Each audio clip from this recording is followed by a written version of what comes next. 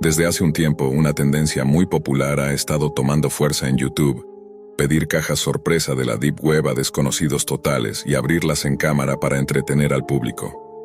No entiendo cómo no me percaté de que la mayoría de esos videos son montajes pensados para asustar, pero no lo hice.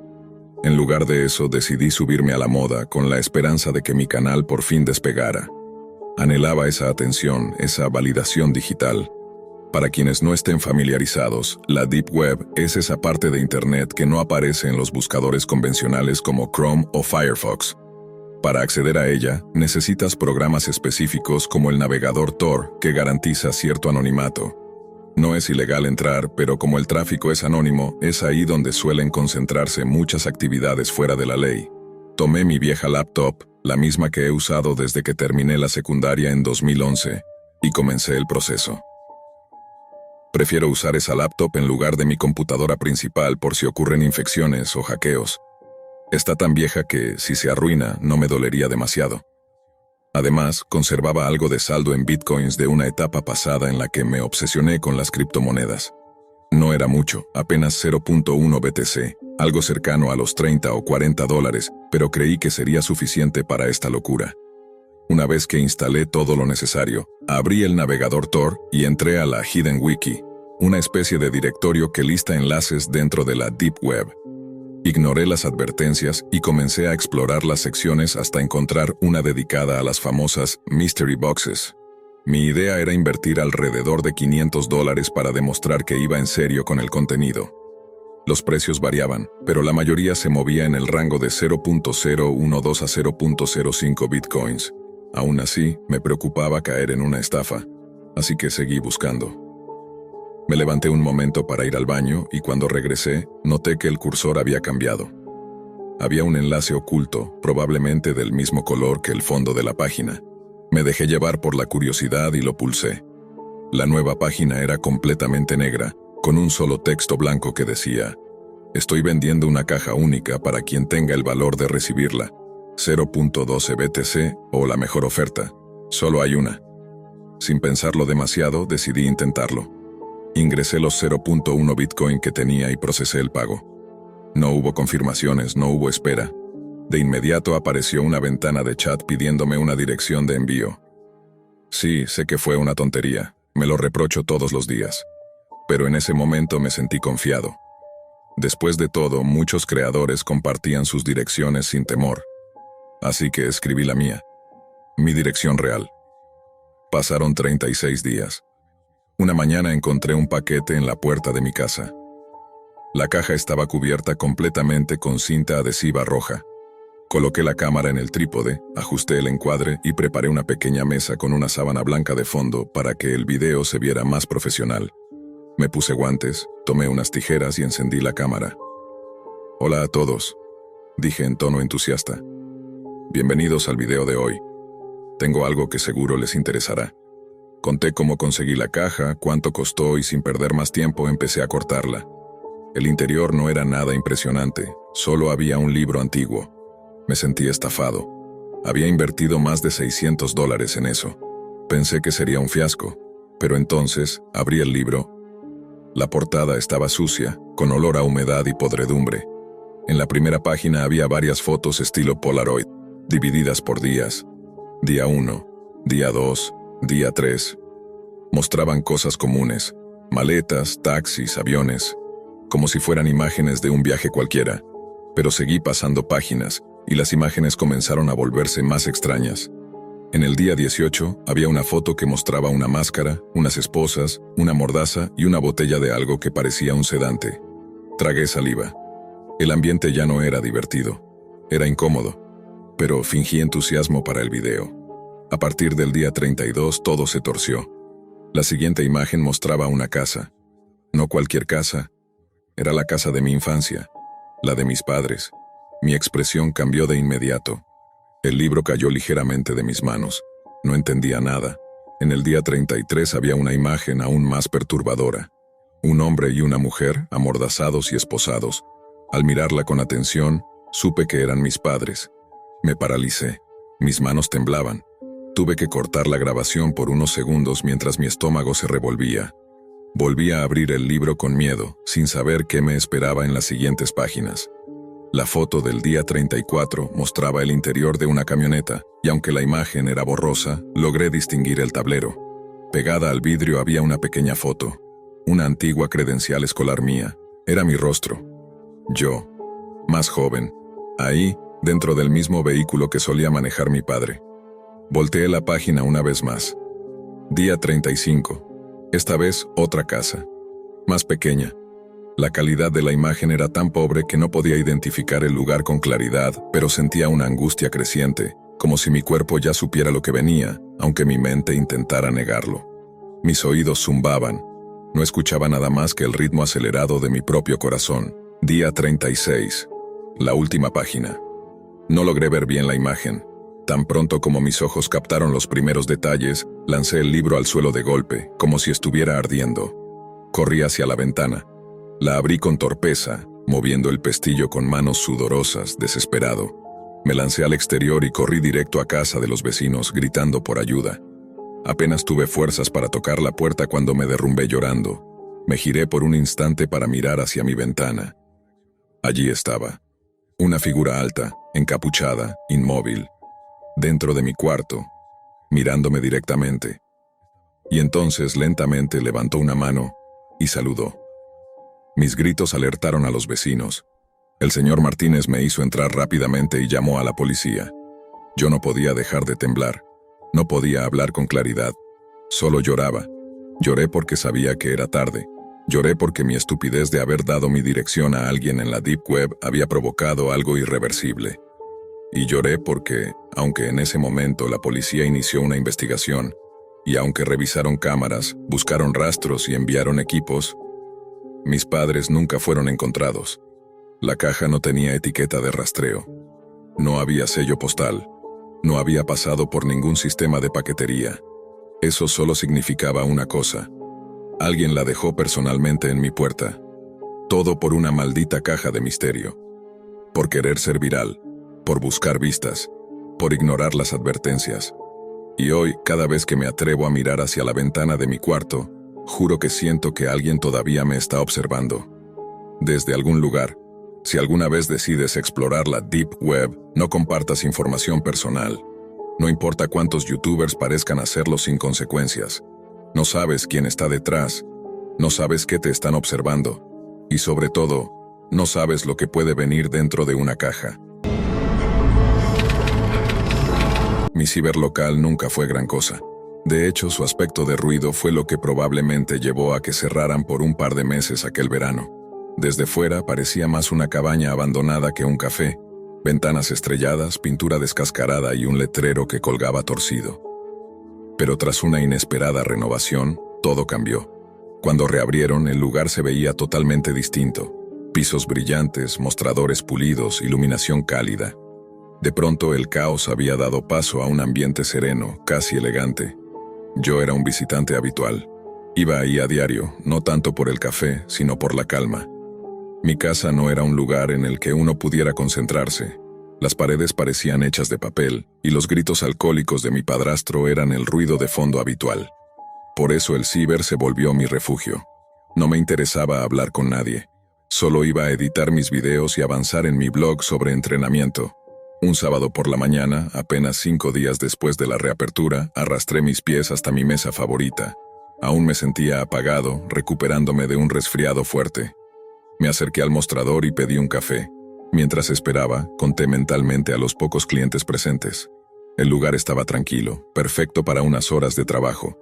La barista, una chica nueva llamada Elena, me entregó la bebida. Le dejé unas monedas de propina y me instalé con mi laptop. Durante horas me perdí en la edición de clips que había grabado con mi amigo Lucho, el recepcionista del gimnasio. En uno de los videos, hacíamos una parodia de batidos proteicos que me arrancó una carcajada en voz alta. Noté algunas miradas, pero no les di importancia. Cuando decidí empacar mis cosas, al agacharme para desconectar el cargador, noté algo bajo la mesa. Una bolsa negra de cuero, polvorienta y con varios compartimentos. Al principio mi intención fue entregarla en recepción, pero algo en mí, curiosidad, estupidez o ambas, me hizo tomarla sin decir nada. Volví a casa con ella colgando del hombro, intentando evitar a mi padrastro que regaba las plantas con una cerveza en la mano. Subí directo a mi habitación, cerré con llave y me lancé sobre la cama, ansioso por ver qué había dentro. Abrí la bolsa con cuidado, casi conteniendo la respiración. Lo que encontré fue alucinante. Una laptop impecable, casi nueva, de un modelo que sin duda superaba al trasto que yo usaba. También había un teléfono Android barato, sin patrón de desbloqueo, un mouse inalámbrico, toallitas para pantalla y un cargador. Encendí la computadora y, para mi sorpresa, entró directo al escritorio. No había contraseña. El sistema operativo no era Windows ni nada que yo reconociera fácilmente. Parecía una versión modificada. Me recordó vagamente a los sistemas que algunos compañeros de secundaria usaban para explorar la Deep Web. Conecté el equipo a mi Wi-Fi y empecé a curiosear. Al principio todo parecía normal, hasta que abrí una carpeta llamada A. Dentro había un solo archivo, una imagen titulada 1x1.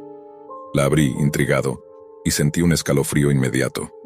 Era una captura de pantalla de una página con una URL incomprensible, terminada en .onion, la típica extensión de los sitios ocultos de la Deep Web. La publicación era de un usuario llamado Animus29, y no tenía respuestas.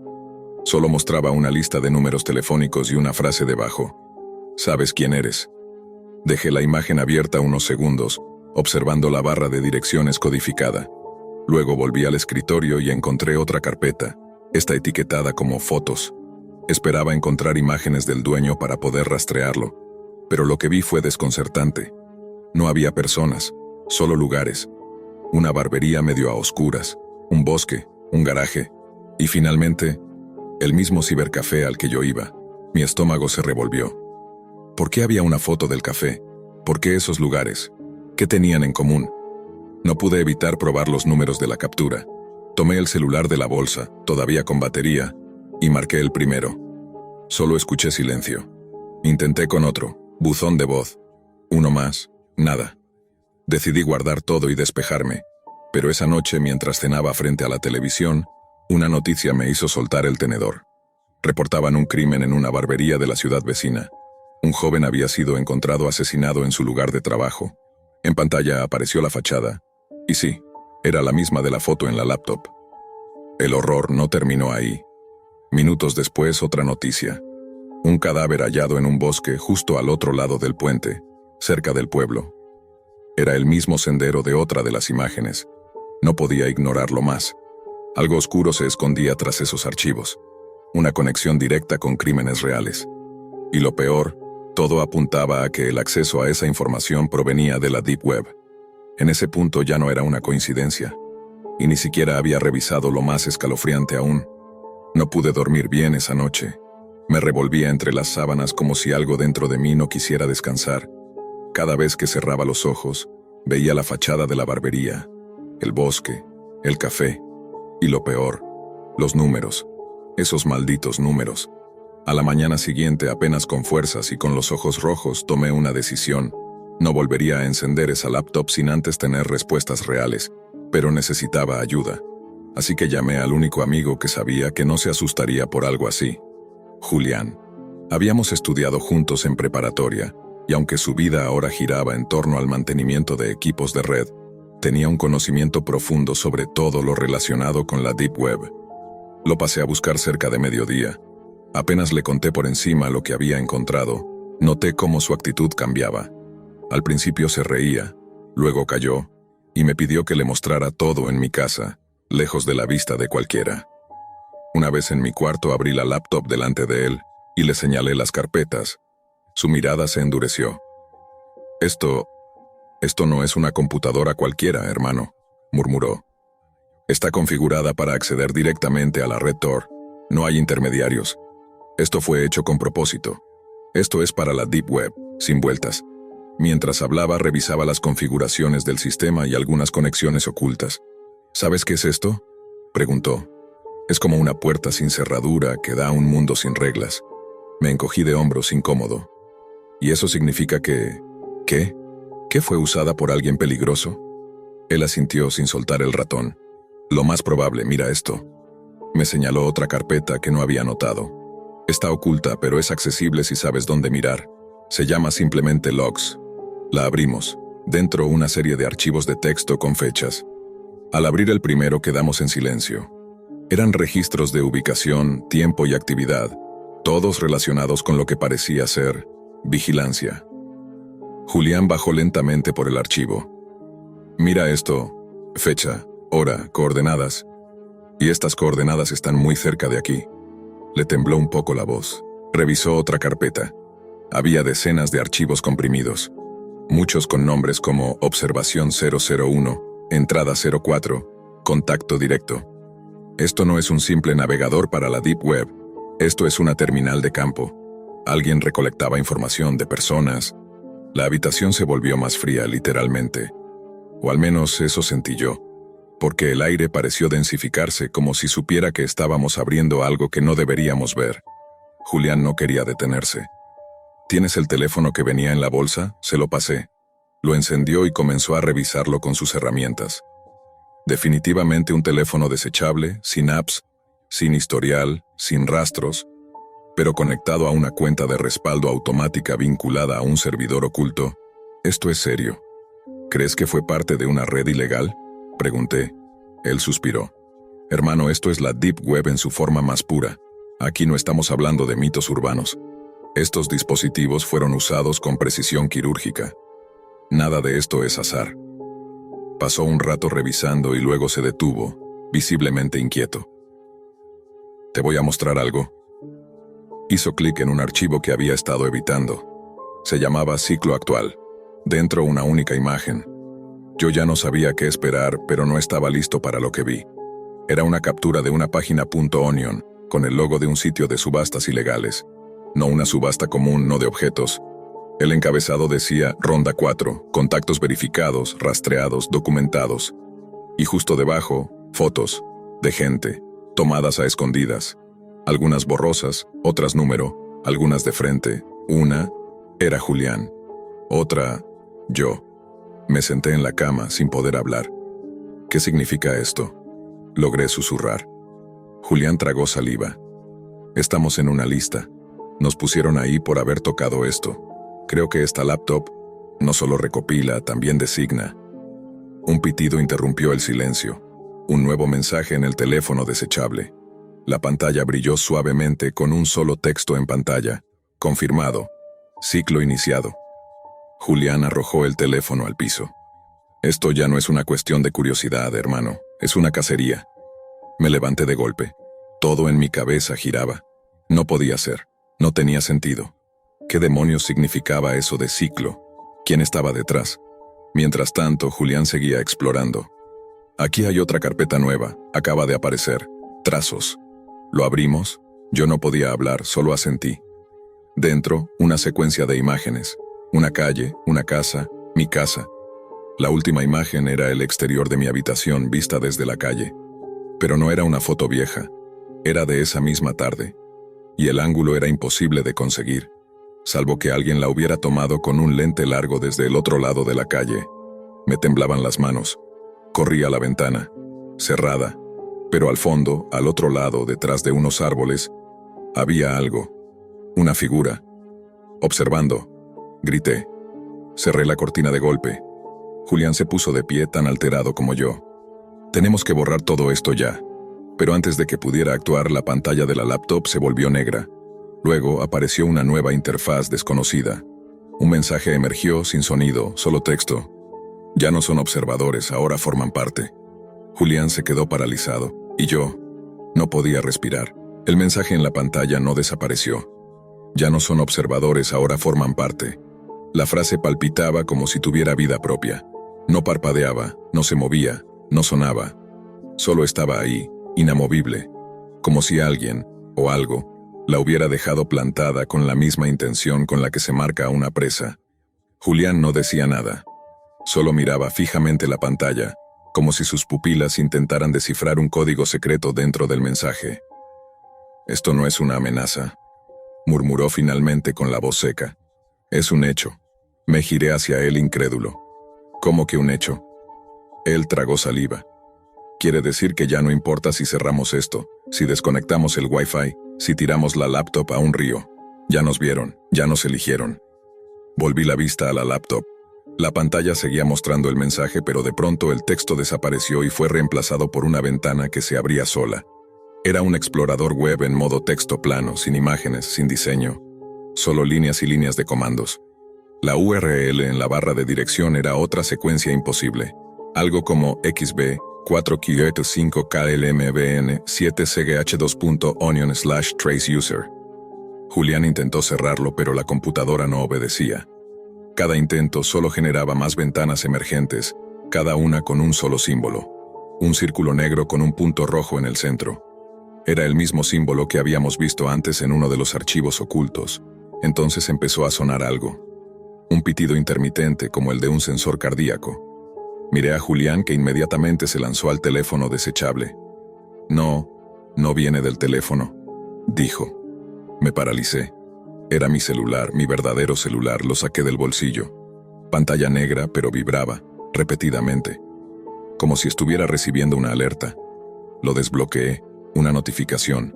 Nueva sesión iniciada, deeptracer@anon.shade. Esa no era mi cuenta, nunca había visto esa dirección, pero estaba en mi teléfono. Están dentro, dijo Julián. Están dentro de todo, el teléfono, el Wi-Fi, la laptop, tal vez hasta las cámaras. Me congelé. No sabía si mirar la pantalla o si cubrirme. De pronto me sentí desnudo en mi propia habitación, como si cada rincón pudiera estar vigilado. Julián intentó desconectar el router, pero antes de que llegara, la laptop emitió un pitido más fuerte, como una alarma de incendio digital, y entonces apareció una nueva imagen en pantalla. Una foto. Yo y Julián, sentados justo en esa habitación, viendo la pantalla. Pero no era una captura de una cámara frontal. Era una foto tomada desde atrás. Saltamos al unísono. Giramos. Nada, nadie. Corrimos por la casa buscando cámaras ocultas, ventanas abiertas, cualquier indicio. Nada. Todo parecía estar en su sitio. Pero eso solo lo hacía peor, porque ahora sabíamos que no lo estaba. Al volver a mi cuarto, otra carpeta se había generado en el escritorio, esta vez con el nombre Ahora. Y dentro, había una sola imagen. La puerta de mi habitación, vista desde el pasillo, con una silueta negra borrosa a 1 metro de distancia. La habitación se llenó de un zumbido agudo. Julián cubrió sus oídos. Yo también. Sentíamos que algo nos presionaba el pecho, como si una corriente eléctrica invisible nos atravesara el cuerpo. En la laptop apareció otra línea de texto, esta vez sin ventana, solo texto blanco sobre fondo negro. El ciclo no termina, solo avanza. Y acto seguido, la pantalla se apagó completamente. Julián estaba pálido. Ya no es solo la Deep Web, hermano, esto es físico, esto está aquí. ¿Tú crees que fue un error tomar esa laptop? Pregunté sin saber si quería escuchar su respuesta. No fue un error, respondió mirando el teléfono apagado sobre la cama. Fue una trampa y caíste. Me senté en el suelo. La cabeza me latía como si alguien la apretara desde dentro. ¿Qué significa formar parte? ¿Qué quieren? Julián no respondió de inmediato. Caminó hacia la ventana, levantó la persiana apenas unos centímetros y observó. Si esto está conectado con la Deep Web, y si la laptop está sincronizada con alguna red de vigilancia oculta, entonces formar parte puede significar muchas cosas. Ser observado, ser cazado, ser vendido. O ser ejecutado. Tuve que contener las ganas de vomitar. Tenemos que entregar esto a la policía, a Interpol, a alguien. Julián se giró, la mirada perdida. ¿Y cómo explicamos que tenemos una laptop con acceso directo a contenido ilegal de la Deep Web? ¿Cómo explicamos las fotos? ¿Los números? ¿Las conexiones? ¿Crees que nos van a ver como víctimas? Yo no sabía qué responder. Tal vez tenía razón. Tal vez estábamos atrapados en algo que nos superaba por completo. Sentía el cuerpo tenso, los músculos rígidos, como si mi propia piel supiera que algo estaba a punto de pasar. Entonces, el timbre sonó. Una sola vez, larga, aguda, insoportablemente lenta. El timbre sonó de nuevo. Una vez más, pero esta vez con una pausa más corta, como si quien estuviera al otro lado ya supiera que estábamos dentro. Julián se tensó. Yo me acerqué a la puerta con pasos temblorosos, sin atreverme a mirar por la mirilla. Por un instante sentí que todo el aire de la casa se había evaporado. ¿Lo viste? Le pregunté sin mirarlo. Number, pero está ahí, dijo Julián. El silencio que siguió fue aún más desgarrador. Solo el tic-tac del reloj de la cocina marcaba el paso del tiempo como una cuenta regresiva. Julián se acercó con cautela y deslizó una cortina a apenas unos centímetros. No dijo nada. Solo me miró, blanco como papel. Es el vagabundo del café. Mi sangre se congeló. ¿Estás seguro? Lleva la misma chaqueta, el mismo vaso en la mano, pero ahora tiene algo más. ¿Qué cosa? Una laptop. No podía ser. ¿Otra laptop? Me lancé al suelo debajo de la ventana y desde ahí lo espié. Ahí estaba, sentado en la acera. Ya no parecía un mendigo. Parecía alguien que estaba esperando que abriéramos la puerta. Volví a mirar a Julián. Tenemos que salir de aquí. No podemos quedarnos. No vamos a ir a ningún lado, dijo él. Ya entraron. Solo que no han tocado físicamente. Aún. Y como si el destino quisiera confirmarlo, el router Wi-Fi parpadeó 3 veces y se apagó. Sin conexión, sin acceso, sin línea. La laptop se encendió sola, una última vez. En pantalla apareció el fondo del escritorio, pero sin carpetas. Solo un archivo nuevo. Adiós, Julián y yo nos miramos. No dijimos nada, solo hicimos clic. Era un video. Grabado con una cámara fija, imagen granulada, una habitación mal iluminada. Una persona sentada en una silla, manos atadas, rostro cubierto. De fondo una voz robótica distorsionada. El ciclo ha terminado para uno, pero no para todos, observamos. Elegimos, archivamos, eliminamos. Y entonces, sin previo aviso, el sujeto en la silla fue ejecutado. Silenciosamente. Solo un sonido seco. La imagen se volvió negra, y en letras blancas una última frase. Bienvenidos a la red profunda. Su entrada ya ha sido registrada. El archivo se cerró. La laptop emitió un pitido agudo y luego comenzó a borrarse a sí misma. Carpeta tras carpeta desapareciendo en tiempo real. El escritorio se vació. El sistema colapsó. Pantalla negra. Julián se abalanzó tratando de desconectarla, pero ya era tarde. Al mismo tiempo el teléfono desechable vibró. Un nuevo mensaje. Entrega completada. Ciclo concluido. Y en la parte inferior, un nombre. Julián. Mi garganta se cerró. Él leyó el mensaje en silencio. Me miró. Sonrió. Entonces, yo era el siguiente. Y en ese instante las luces de la casa se apagaron por completo. Todo se tiñó de oscuridad. No se escuchaba nada. Ni tráfico, ni vecinos. Solo la vibración del teléfono cayendo al suelo y el eco del silencio llenando el espacio. Cuando reaccioné y logré encender la linterna de mi celular, Julián ya no estaba. Ni su voz, ni sus pasos, ni su sombra. Nada. Solo un vacío helado en la habitación, como si hubiera sido borrado del espacio y del tiempo. Corrí hacia la calle. El vagabundo ya no estaba. Ninguna patrulla, ninguna figura, ninguna pista. Solo el ruido del viento y las farolas oscilando sobre el pavimento. Volví a entrar a casa tratando de entender lo que acababa de ocurrir. La laptop ya no funcionaba. La pantalla estaba rota, como si alguien, o algo, la hubiera destrozado desde dentro. Me dejé caer en el suelo, frente a la puerta cerrada. El teléfono seguía parpadeando con una notificación pendiente.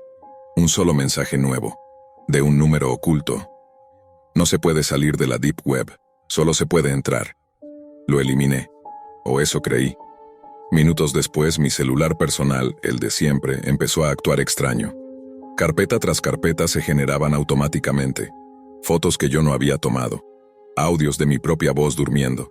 Capturas de pantalla que jamás hice. Y al final una última notificación. Siguiente ronda confirmado, objetivo, mi nombre. Desde entonces no duermo igual. Ya no me conecto a redes públicas. No uso computadoras ajenas. No abro nada que no haya comprado yo mismo, nuevo y sellado. Porque aprendí tarde que la Deep Web no es solo un sitio.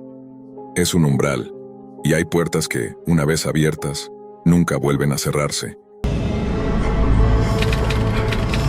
Tenía solo 12 años cuando descubrí el mundo del hacking. Me resultaba fascinante y pasaba horas aprendiendo. Con el tiempo me volví bastante hábil, pero mi confianza fue lo que me llevó directo al error. Un día, mientras revisaba un foro, encontré un hilo titulado Explora la Deep Web.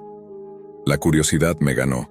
Hice clic y leí todo lo que explicaba, qué era, cómo entrar, qué herramientas usar. Yo, creyendo que sabía más de lo que realmente sabía, decidí acceder sin tomar ninguna medida de seguridad. Bajé el navegador Tor y empecé a explorar. Todo parecía tranquilo, hasta que de repente mi laptop se congeló. Aparecieron varias ventanas emergentes con frases raras. Una de ellas decía: "Tu cámara será tu nuevo mejor amigo". Antes de que pudiera hacer nada, todo se cerró de golpe. Me asusté, pero traté de convencerme de que solo había sido un fallo técnico. Al día siguiente, formateé el equipo y pensé que había dejado el problema atrás. Hasta que días después, recibí un mensaje de texto desde un número desconocido. Solo decía: "Acércate". Pensé que era una broma de algún amigo, porque yo misma les había contado lo que había pasado.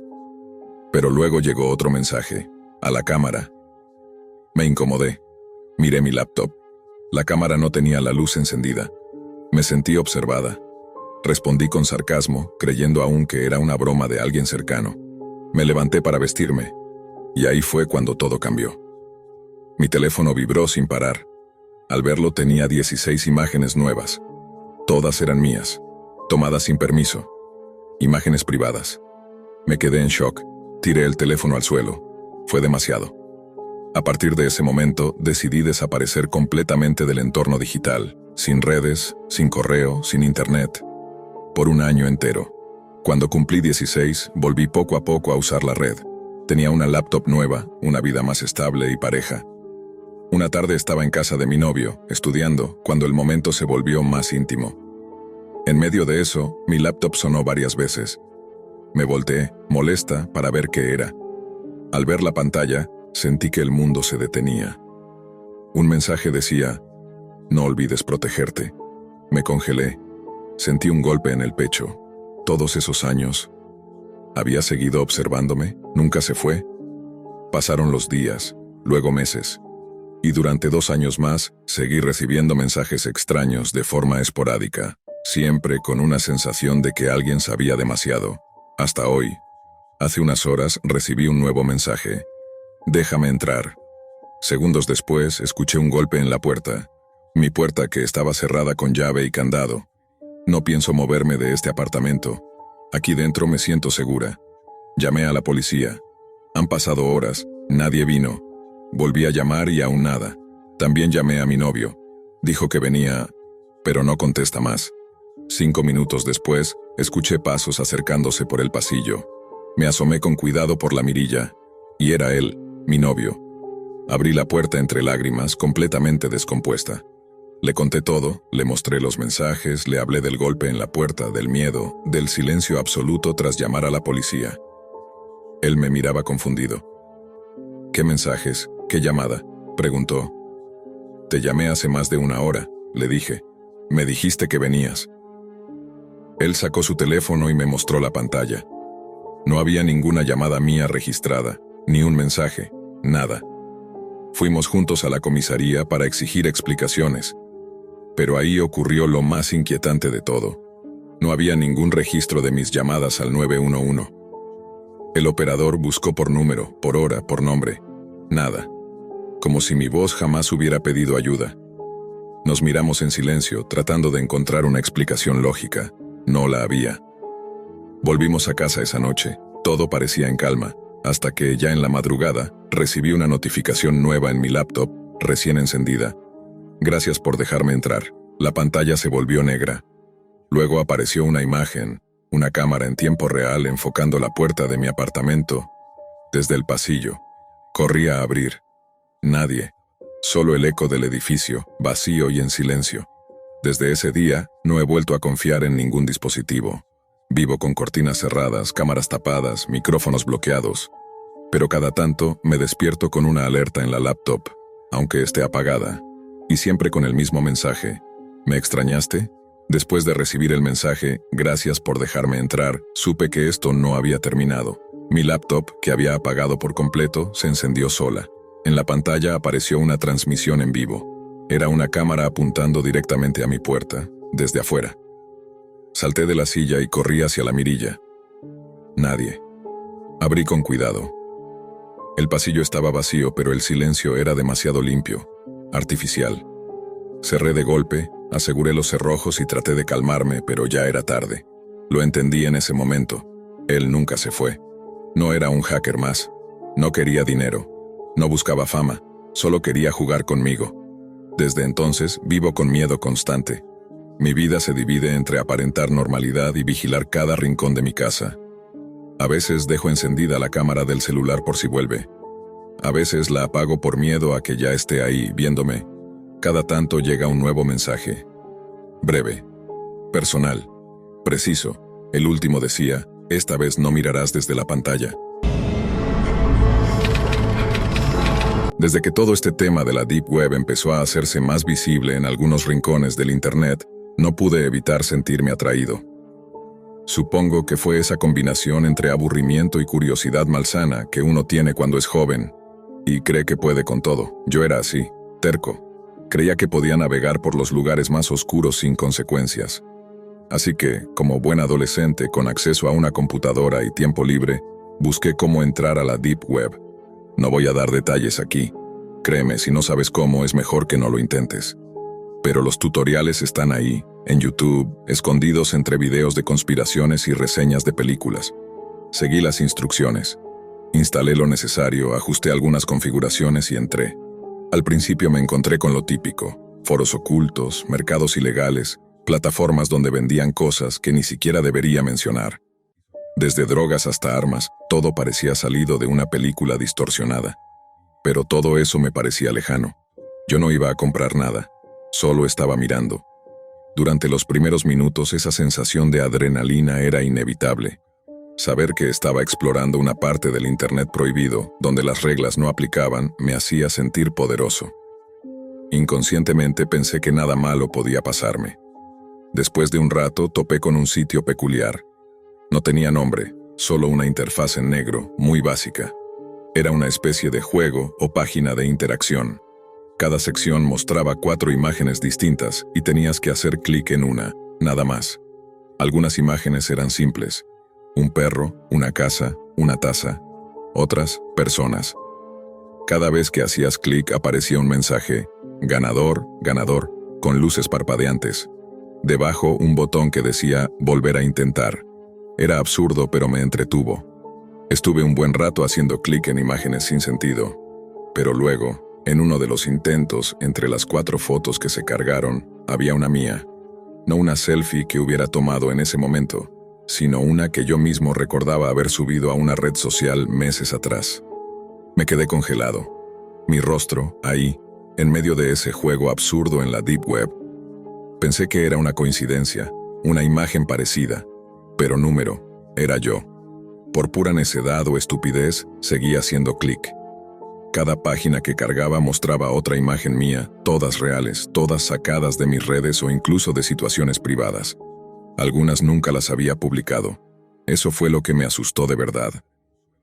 Hasta que en lugar de ganador, apareció un mensaje distinto. Perdedor, perdedor, perdedor. En rojo. Y debajo, un enlace. Lo abrí. Era una tabla, una lista, mejor dicho. Una especie de marcador con nombres completos, y al lado de cada uno, una fecha. Era evidente lo que significaban: fechas de muerte. Junto a mi nombre, no había fecha, solo un espacio vacío. Ahí fue cuando el miedo me agarró de verdad. Me temblaban las manos. Algo en mi cerebro me gritaba que apagara todo, que cerrara la laptop, que lo dejara ahí. Pero no lo hice. Seguí. Hice clic en mi nombre. Y entonces aparecieron los mensajes. Al hacer clic en mi nombre, apareció una ventana emergente. En la pantalla, con letras grandes y parpadeantes, decía: tú eres el siguiente. Intenté cerrar el navegador, pero no pude. Otra ventana apareció, luego otra, y otra más, una tras otra, llenando toda la pantalla. Algunas decían: corre, ya te vieron, te estás quedando sin tiempo. ¿Te divertiste? Luego comenzaron los mensajes escritos con símbolos que no reconocía, líneas de código mezcladas con lo que parecía ser una especie de idioma extraño o cifrado, como si alguien o algo estuviera tratando de comunicarse directamente conmigo o advertirme. Intenté apagar la laptop presionando el botón de encendido, pero los mensajes seguían apareciendo. Se movían por la pantalla como si la computadora estuviera poseída. Finalmente todo se apagó de golpe. Pantalla negra, silencio absoluto, respiré agitado. Esperé unos segundos, encendí el equipo de nuevo. Todo parecía estar en orden, ningún archivo faltante, ningún rastro de lo que acababa de pasar. Todo, normal. Pero yo sabía que no lo era. No he vuelto a abrir el navegador Tor. De hecho, lo borré junto con cualquier cosa relacionada con la Deep Web. Pero hay algo que no puedo borrar, la imagen de mi nombre en esa lista, con ese espacio vacío junto a la palabra muerte. Hasta el día de hoy no he contado esto a nadie, ni amigos, ni familia. No sé si fue una broma, una amenaza real, algún tipo de experimento retorcido o una advertencia disfrazada. Pero desde aquella noche vivo con la sensación de que algo en algún lugar de la Deep Web me está observando, y que ese espacio en blanco algún día se va a llenar. Nunca pensé que terminaría persiguiendo a una sombra nacida de Internet. Pero aquí estoy, con 3 carpetas sobre mi escritorio y un vaso de whisky barato en la mano, intentando descifrar cómo alguien puede matar de forma tan meticulosa y desaparecer sin dejar una sola huella. Hasta hace poco, pensaba que lo más escandaloso que había pasado en este pueblo era cuando el viejo Darnell le disparó a su perro por comerse una ficha del dominó. Pero eso fue antes de que aparecieran los cuerpos. Primero uno, luego otro, y después un tercero. Todos jóvenes. Todos con la garganta abierta de lado a lado, colgados boca abajo dentro de sus propias casas, como si alguien los hubiera preparado para desangrarse, igual que se haría con un animal en un matadero. Las muñecas y tobillos atados con cuerda gruesa, la sangre completamente ausente. Y lo peor, ninguna señal de entrada forzada, ningún rastro en cámaras, nada. Esto no fue obra de un improvisado. Fue quirúrgico, frío, inhumano. Me llamo detective Marcus Bain y he trabajado en este condado durante más de 15 años. He visto de todo. Ladrones con máscaras ridículas, homicidios pasionales, incluso algún que otro narco aficionado con delirio de grandeza. Pero esto me supera. Al principio pensé que eran asesinatos aleatorios. Pero conforme empecé a investigar, algo empezó a encajar. Las víctimas se conocían entre ellas. No eran íntimos en la vida real, pero sí compartían algo que en estos tiempos une más que la sangre. Eran parte de un mismo equipo en línea, jugaban juntos todas las noches. El juego, League of Titans, un seudónimo, claro, para mantener las formas. Uno de esos títulos competitivos que congregan miles de jugadores. Pero no eran simples aficionados. Number eran jugadores profesionales, parte de un equipo competitivo que aspiraba a torneos internacionales con premios de 6 cifras. Buscando pistas, descubrí que el equipo estaba compuesto por 5 miembros. 3 están muertos. Eso deja a 2. O están en peligro, o están involucrados. Localicé primero a Elena Cross, una joven callada, con mirada vacía y una forma de hablar tan medida que parecía ensayada. Me ofreció café, habló de sus compañeros con aparente tristeza, pero no dijo nada relevante, nada útil. Después fue el turno de Dean Morter, un tipo extraño, nervioso, un sudoroso amasijo de mentiras mal disimuladas. Cuando le mostré las fotos de los muertos, su reacción fue instantánea, pálido, tembloroso, como si le hubiera mostrado un fantasma. Decidí traerlo a la comisaría. Sabía que bajo presión, alguien como él se desmorona. Y así fue. Tardó horas, pero al final lo dijo. No fui yo. Fue Elena. Ella lo organizó todo. En ese momento supe que esto no era simplemente una historia de celos o dinero. Era algo más grande, mucho más oscuro. Helena, según Dean, no quería seguir perdiendo en los torneos. Decía que los 3 muertos eran un lastre, que si querían llegar lejos necesitaban talento real. Así que según él decidió buscar una solución radical. No contrató a un sicario común. No fue al típico matón local. Number accedió a la Deep Web y allí encontró algo o alguien dispuesto a hacerlo prácticamente gratis. Lo describía como una presencia, como si no fuera una persona, sino algo diferente, algo que se mueve entre el código y la carne. Dean no quiso darme el contacto de inmediato.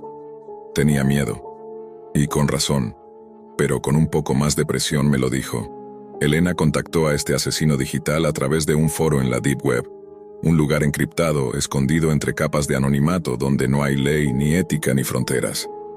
Ahí encontró a su ejecutor, un ente del que se hablaba en susurros, en posts que se autodestruían minutos después de ser publicados. Cuando fui a confrontarla, Elena estaba sentada frente a su computadora, el rostro sin expresión, mirando una pantalla en negro. Me dijo algo que aún me hiela la sangre. No van a poder detenerlo. Él ya está aquí. Encendió su laptop, abrió el navegador Tor y escribió algo en una ventana de chat. No entendí lo que escribió, pero lo que pasó después cambió todo. La pantalla parpadeó. El aire en la habitación se volvió denso, gélido. Podía ver mi aliento frente a mí, como si el invierno hubiese entrado por la rendija del teclado. Y entonces, una voz. Una voz salida de la Deep Web, grave, gutural, amplificada por los altavoces como si las bocinas no pudieran contenerla. Y esa voz sabía mi nombre. La voz pronunció mi nombre, Detective Vane, con una resonancia tan densa que sentí que me atravesaba el esternón. No era un simple sonido, era algo físico. Como si una corriente eléctrica me hubiese recorrido desde la nuca hasta la base de la columna. Elena no reaccionaba. Seguía mirando fijamente la pantalla negra como hipnotizada. Su rostro no mostraba miedo ni sorpresa. Solo esa calma antinatural que tienen los que ya no esperan nada. La voz volvió a hablar. ¿No estás cansado, Marcus? No lo dijo como una burla. Lo dijo como si fuera una invitación. Como si supiera exactamente cuánto tiempo llevaba sin dormir, cuánto me pesaban los párpados, cuánto me ardía la cabeza de tanto pensar. Di un paso hacia adelante instintivamente, como si una cuerda invisible me tirara desde el estómago. Elena susurró algo apenas audible. No lo mires. Pero ya era tarde. Mis ojos se clavaron en esa pantalla. Y aunque estaba vacía, negra, sin texto ni imágenes, no podía dejar de verla. Y entonces lo sentí. No era solo una voz. Era una presencia. Como si algo se hubiera metido en la habitación. No por la puerta ni por las ventanas, sino a través del cable de red. Una entidad digital que no necesitaba cuerpo, que no seguía nuestras reglas. Una criatura nacida del tráfico cifrado, del anonimato absoluto, del rincón más sucio de la Deep Web. Me empecé a marear. Mis piernas flaquearon. Mis oídos zumbaban. Y cuando bajé la vista, mi pistola de servicio estaba en mi mano. No recordaba haberla sacado. No sabía cómo había llegado allí. Mi dedo estaba en el gatillo. Y lo peor, estaba apretando. Todo en mi cuerpo gritaba que parara, que soltara el arma, que respirara. Pero no podía. Era como si una voluntad ajena se hubiese filtrado dentro de mí. Como si la conexión que Helena había abierto con la Deep Web no solo sirviera para invocar a este ente, sino también para dejarlo entrar. La puerta se abrió de golpe. Steve, mi viejo compañero, entró corriendo. Me vio con el cañón de la pistola bajo la barbilla y sin dudar se me lanzó encima. Luchamos en el suelo.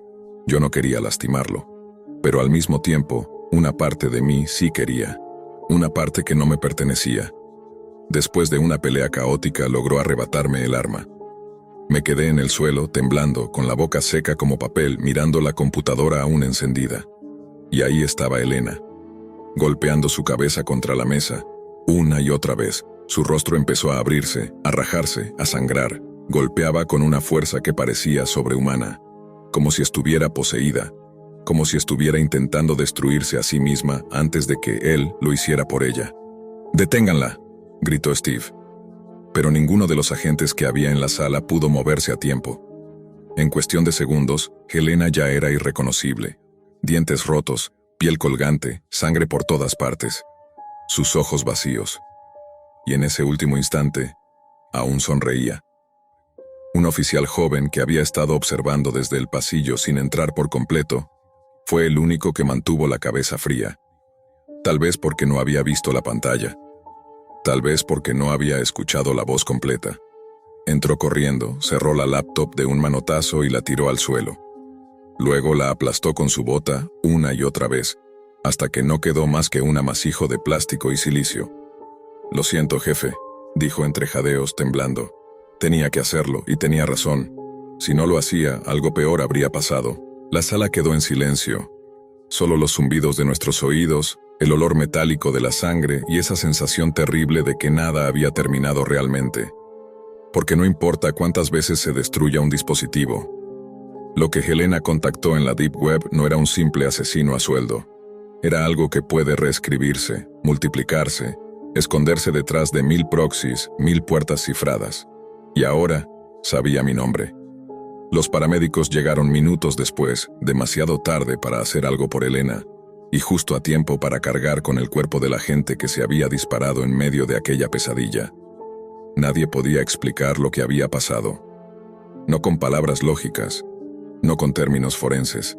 La sala de interrogatorios estaba convertida en un matadero.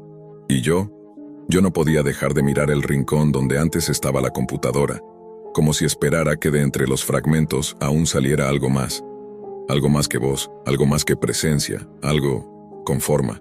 Me enviaron a casa sin paga, bajo investigación administrativa. El capitán no me lo dijo directamente, pero no hacía falta. Lo vi en su cara. Pensaba que me había quebrado, que había perdido el juicio, que quizá había sido yo quien provocó todo. Pero yo estuve ahí, vi lo que pasó. Sentí esa fuerza metiéndose por los ojos, por los oídos, por cada poro de mi piel. Y lo peor es que una parte de mí aún la siente adentro. Pasé los siguientes días encerrado en mi apartamento. Apagué mi teléfono, cubrí los espejos, tiré la laptop por la ventana. Pero nada ayudaba, porque lo que había visto no era un simple crimen. Era una grieta entre nuestro mundo y otra cosa. Algo que habita en los márgenes de Internet, no en la superficie, ni siquiera en los niveles oscuros convencionales. Number. Lo que mató a esas personas se aloja en las profundidades más insondables de la Deep Web, en sitios sin nombre, sin IP rastreable, accesibles solo mediante llaves digitales que no deberían existir. Me volví paranoico. Empecé a buscar, a rastrear los pasos de Helena. Quería saber exactamente cómo había contactado a esa cosa. ¿Qué chat? ¿Qué código? ¿Qué ritual? Y fue así como me topé con un foro olvidado. Uno que ni siquiera aparece con búsqueda directa en navegadores como Tor. Se accede mediante un texto cifrado que Helena tenía escrito en un papel arrugado guardado en su ropa. Lo encontré al revisar la bolsa de pruebas en la estación. Lo memoricé. Lo usé. Lo que vi allí, aún no sé si era real, o si simplemente ya estaba demasiado hundido para distinguir lo uno de lo otro. Pantallas negras, íconos sin forma, mensajes que se autoeliminaban tras ser leídos, y un nombre, Z30. Eso era lo que Helena contrató. Eso era lo que había estado matando. Pero no era un nombre de usuario, no uno común. Era un símbolo, un nodo, algo que se replicaba. Los usuarios del foro hablaban de Z30 como si fuera una leyenda, pero con un miedo reverente, como si mencionarlo invocara su atención, como si cada letra escrita lo trajera más cerca. Un hilo en particular me heló la sangre. Si alguna vez oyes su voz, no respondas. Si alguna vez ves la pantalla en negro, no parpadees. Si alguna vez te preguntas si estás cansado, ya estás perdido. Lo cerré todo. Apagué todo. Pero la semilla ya estaba sembrada. El daño ya estaba hecho. Desde entonces he comenzado a tener lapsos de tiempo perdidos. Me despierto frente a pantallas que no recuerdo haber encendido. Mi televisor cambia de canal solo.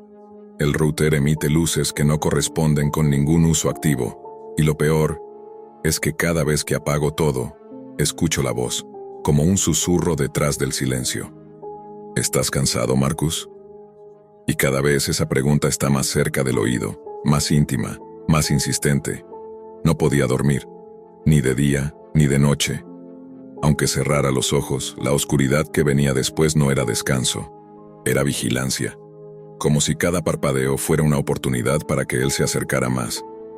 Z30 no es una persona, no es siquiera un asesino tradicional, es un virus, una entidad que vive dentro de los huecos que la humanidad dejó al crear la Deep Web.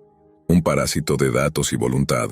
No se puede arrestar, no se le puede interrogar, no deja huellas físicas, solo rastros mentales. El segundo día sin dormir me sangraron los ojos, literalmente. Sentí como algo se rompía por dentro, como si mis retinas quisieran desprenderse. Me vi al espejo y supe que estaba cruzando un límite. No de salud, de realidad. Volví a ese foro, al subnivel donde Helena había encontrado el acceso. Y me atreví a escribir, Z0, estoy aquí. Me temblaban los dedos. No por miedo, sino por lo que venía después. Sabía que no era como una llamada de teléfono. Sabía que no era inmediato. Lo que invocas desde la Deep Web no aparece cuando tú quieres. Aparece cuando tú dejas de resistirte. Ese fue mi error. O mejor dicho, mi única opción. Esa noche, las cámaras de mi casa se encendieron solas. No tenía ninguna aplicación abierta. No había activado nada. Solo vi como el pequeño foco verde del portátil titilaba como un ojo abriéndose. Y entonces lo vi, reflejado en la pantalla negra, mi propia silueta, y otra detrás de mí. Salté, me giré, no había nadie.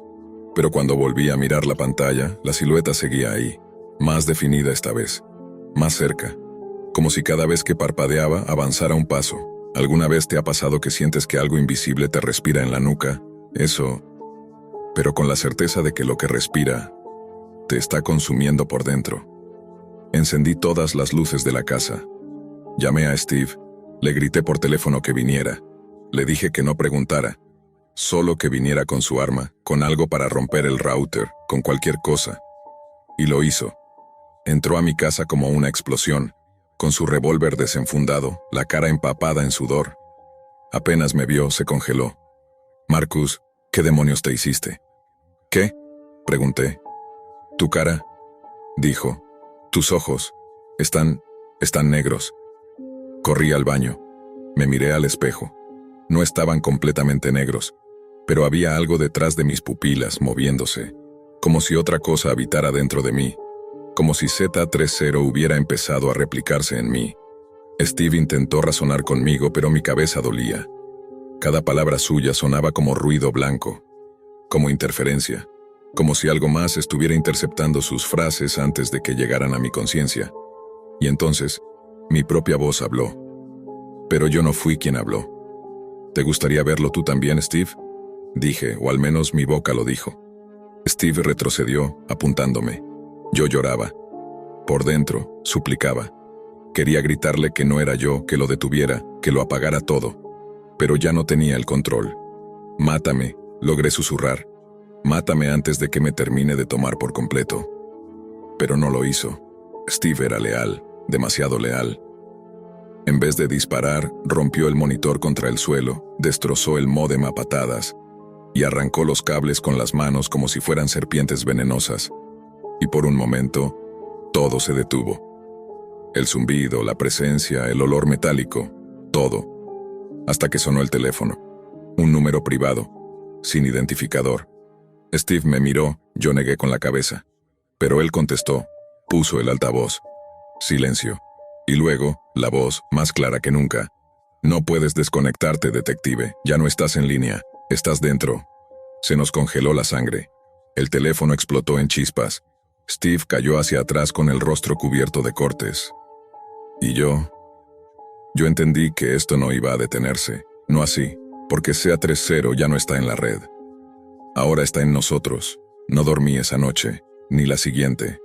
Y no porque no quisiera, porque no podía. Cada vez que cerraba los ojos lo veía, no en sueños, no en imágenes. Lo sentía en mi código. Como si ya no fuera carne, ni mente, sino algo intermedio. Un servidor que Z30 estaba empezando a habitar. Steve terminó hospitalizado por las heridas en la cara. No murió, pero no volvió a hablarme.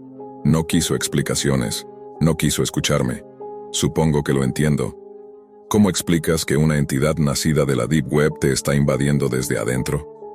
La investigación oficial se cerró.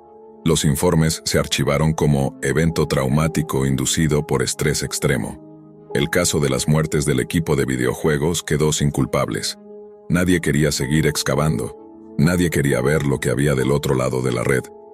Pero yo no podía dejarlo ir. Volví al foro. Volví a escribir.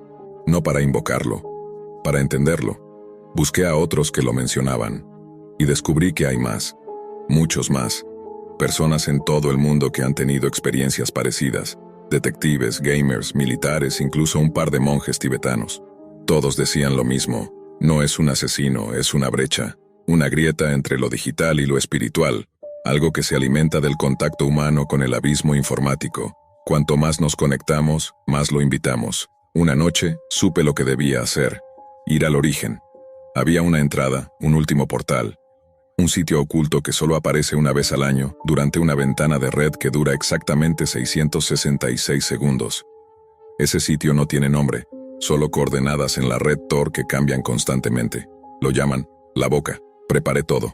Un cuarto cerrado, sin ventanas, una laptop vieja, sin cámara, sin micrófono, batería externa. Y lo más importante, yo solo. Nadie más debía presenciarlo. Nadie más debía arriesgarse. Conecté. El sitio apareció. Una pantalla blanca con una sola línea. ¿Estás dispuesto a dejar de ser humano para comprender? Sí, eso escribí. No porque quisiera, sino porque ya no tenía otra salida. Z30 no podía ser vencido. Solo comprendido, solo aceptado. Cuando apreté Enter, la pantalla explotó en luz. No blanca, ni negra. Una especie de tono que no puedo describir, como si el ojo humano no estuviera hecho para ver lo que estaba viendo, y ahí estaba. Él, o eso, Z0. No tenía rostro, no tenía forma. Era como si todas las almas que había tocado se hubieran fusionado en una sola presencia.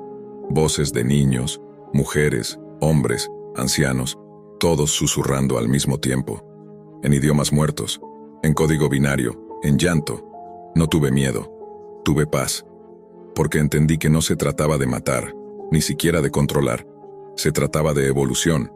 Z30 es lo que viene después de nosotros, lo que nace cuando la carne se agota y la conciencia decide quedarse flotando en un océano de datos. Y yo acepté. El cuerpo de Marcus Bain fue hallado días después, sentado frente a una laptop derretida, sin signos de violencia, sin sangre, sin rastros, solo una nota escrita a mano con una sola frase: no es la Deep Web, es la nueva puerta al más allá.